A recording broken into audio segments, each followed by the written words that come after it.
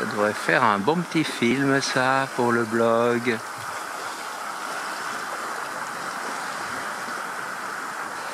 Ah, il est beau ce bateau, il est vraiment beau. Hein. C'est vraiment la classe. Au nord de Mackay, nous remontons vers les Whitsunday. C'est tout un archipel d'îles au lieu du tourisme australien.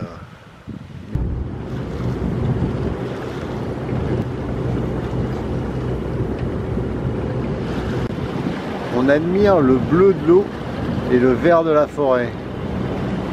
Devant nous, le Whitsunday Peak, le point culminant à 430 mètres, où bien entendu, nous irons demain. On approche du sommet qui fort heureusement est dégagé, on va avoir une belle vue. Je sais pas si c'est dangereux ça, on n'est pas s'y frotter. Attention où on met les pieds.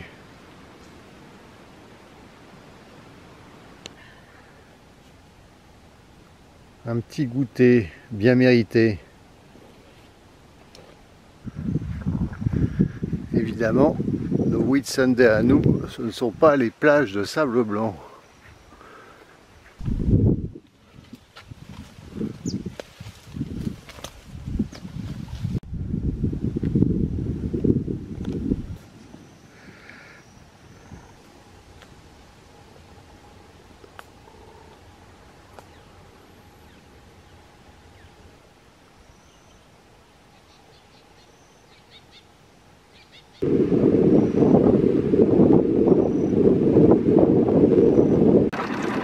Là, elle plonge là, elle est juste là.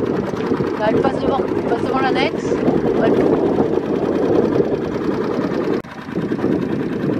Là, viens là devant là.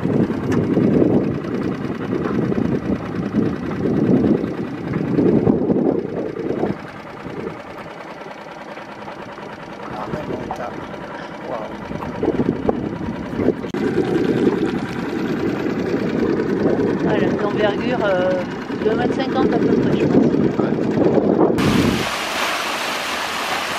Aujourd'hui, c'est calme plat dans notre remontée le long des côtes.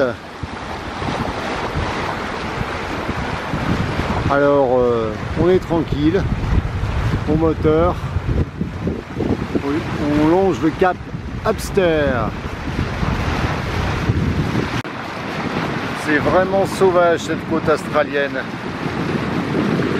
De temps en temps, une petite ville, mais sur des kilomètres et des kilomètres, entre les deux, rien.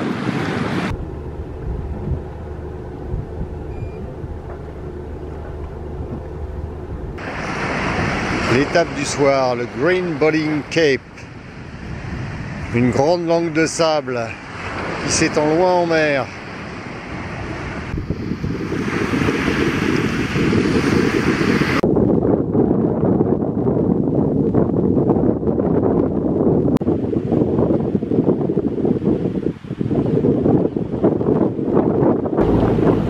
Après un joli slalom entre les bancs de sable, Sodric remonte le canal d'Itchinbrook.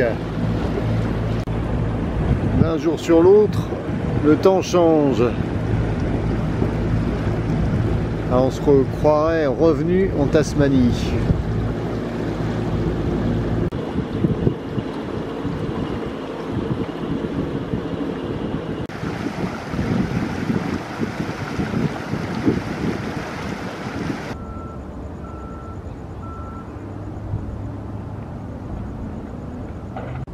Escale à Townsville,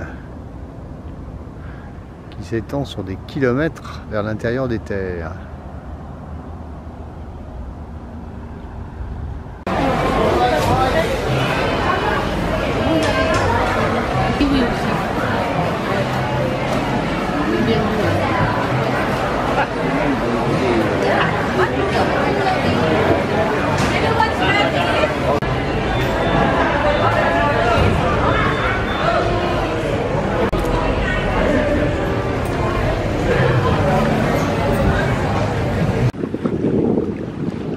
amis Pégase font un bout de chemin avec nous.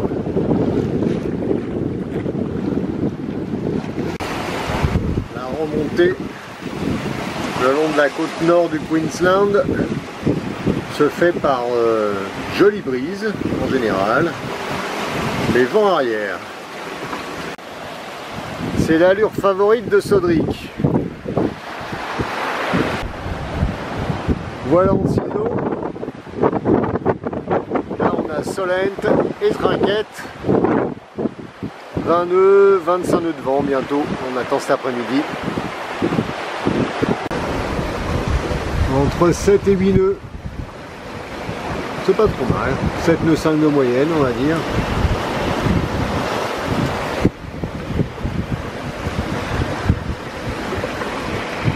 On fait du chemin comme ça.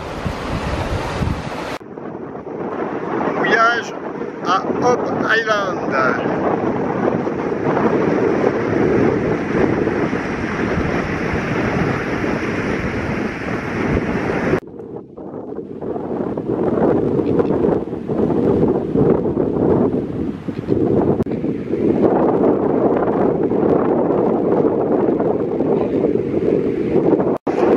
À marée basse, la balade sur le Rif.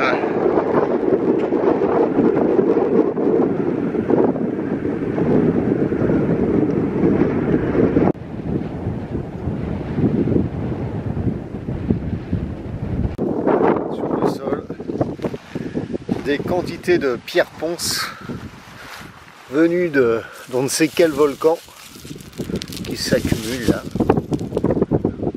qui ont flotté à la surface de l'eau sur des milliers de kilomètres. Comme souvent sur la plage, dans les petites îles comme ça à l'écart, on trouve des traces de tortues qui amènent sur la dune jusqu'au trou où a eu lieu la ponte. Seulement on n'est jamais à la bonne époque, alors on n'a pas encore vu de tortues pondre. Et au loin, le soleil se couche sur le mainland.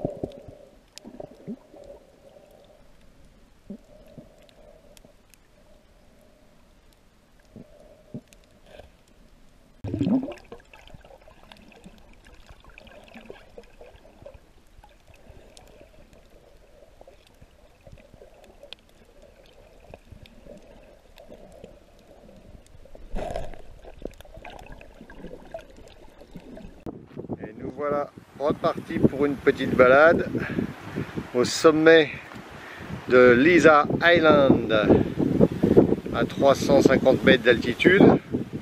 Et c'est un petit pèlerinage parce qu'en 1770, James Cook a fait la même ascension pour voir le Rif et essayer de trouver une sortie du Rif avec son Endeavour. Une belle rencontre sur le chemin.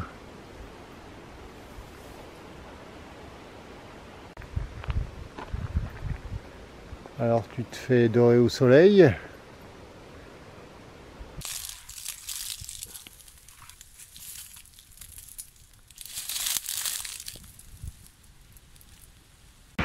Du sommet de Liza Island. Toutes les patates de corail qui parsèment notre route. Et au loin, on distingue les derniers rifs juste avant la haute mer.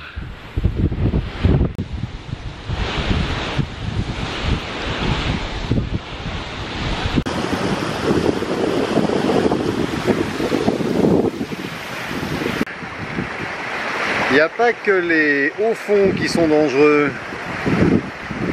On fait des rencontres assez impressionnante. L'engin là, il fait au moins 350 mètres de long et il est à 18 nœuds entre les riffs, un petit slalom. Qu'est-ce qu'il a dit? Ah ouais, sympa. On s'est appelé à la VHF parce qu'on n'était pas sûr de sa route et bon, on voulait quand même éviter une rencontre d'un peu trop près.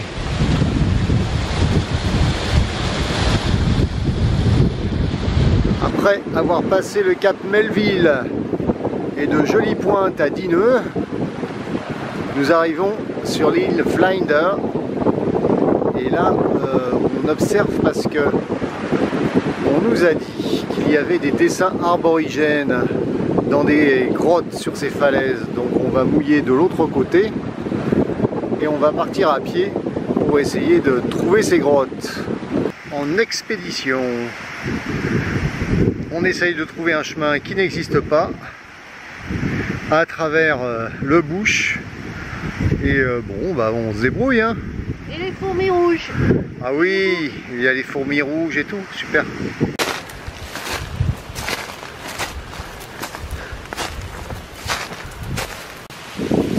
Là c'était juste pour voir la vue et se repérer. Et il est possible que ça passe mieux sur la gauche. Oh putain.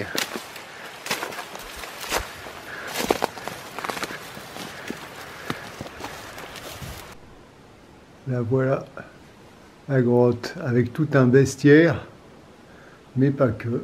Il y a une belle réveillée point blanc, un super beau crocodile. Après il y a des beaux bateaux. Une espèce de poisson sûrement, je sais pas. Et ce qui est génial ici, c'est de voir tous ces dessins dans un décor plus que sauvage, une île perdue. Là, on doit être les seuls à avoir fait escale. On est tout seul sur l'île. Nous sommes au mouillage sur l'île Horn, juste à côté de la mangrove. Et on nous l'avait bien dit, il y a des crocodiles ici.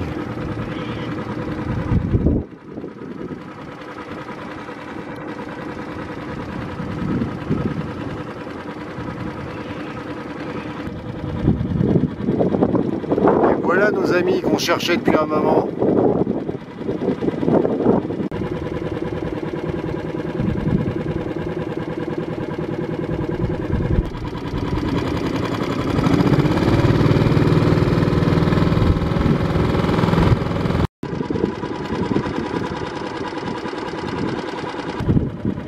Quelle taille il fait celui-là?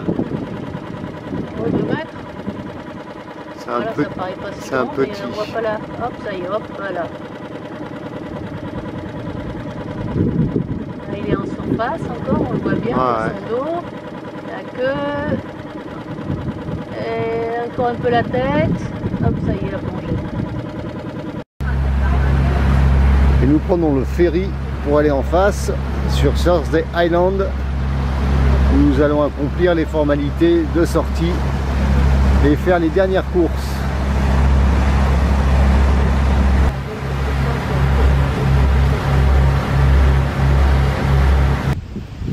Et la sortie vers l'océan Indien et l'Asie, c'est par là.